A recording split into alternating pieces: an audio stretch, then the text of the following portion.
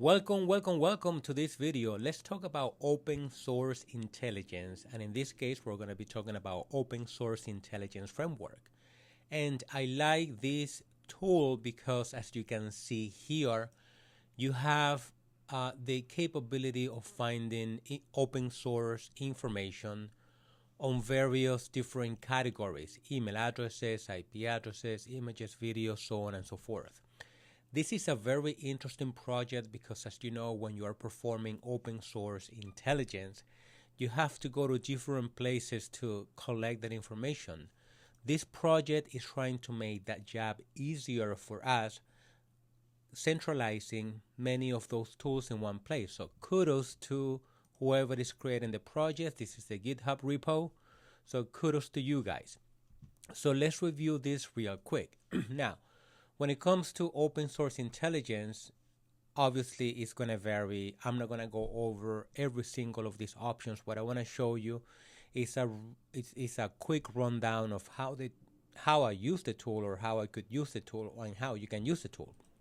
Something to keep in mind: if you notice on the top right section of the screen, there are some description that maybe if you see that T indicates a link that must be installed or run locally. So when you're using all these tools, because what they did, they centralized all these tools. They didn't download the tools. They created links and interfaces to those tools. So it's going to make your job easier to find them from one location. In my case, for instance, something that we use quite often is DNS, right? Let me just get rid of this for 1 second. And let's find DNS domain name information. And again, something that you would use if you want to find anything related to DNS names or domain names. You can search the whois.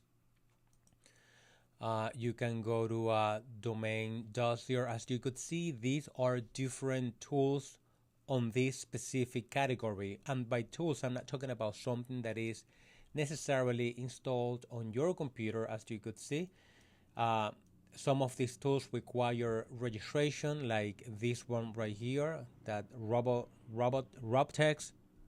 But if you do, for instance, domain dossier, it's going to take you to a different website, right? And you can run the DNS information from that website. So this tool is amazing because it's making your job easier. Now, this is something similar to what you could do with Maltego, but as I always said, the more tools you have available at your disposal, the better it is for you, because you can compare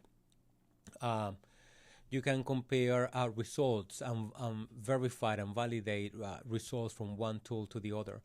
Another thing that I do quite often is subdomain discovery or subdomain finding. As you could see, you have a lot of different tools for that. As you could see, if you want to run, for instance, DNS recon, you have a T right here, indicates that it must be installed locally. So if we click on here, and I have created videos on DNS recons and different tools that you can use for DNS reconnaissance, it's going to take you to the GitHub repo, where it's going to tell you about the tool and how you can download and install it. So as you could see, it looks super useful. It is super useful, as a matter of fact. It's another tool that you can use in your arsenal.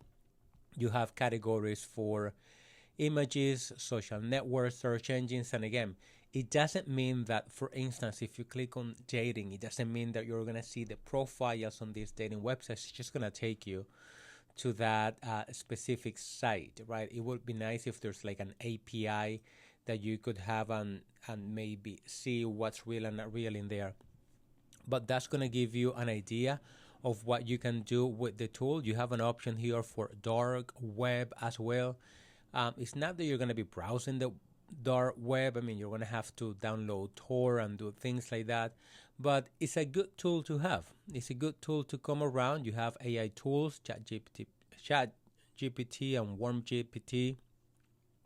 Oh, you have malicious file analysis. This is super useful because you could, like go to all these sites to see if the files are malicious, depending on the hash value of that. So anyway, I'm not going to spend more time on this tool because it is very intuitive and it's very unique to your specific needs. I just wanted to bring it up, put it in front of you, and I hope that you find use out of it. So thank you for watching this video. If you found this information useful, click on the like button, consider subscribing to the channel, and you can also check the other videos in the channels about cybersecurity and best practices. Thank you for watching, and I'll talk to you on the next video.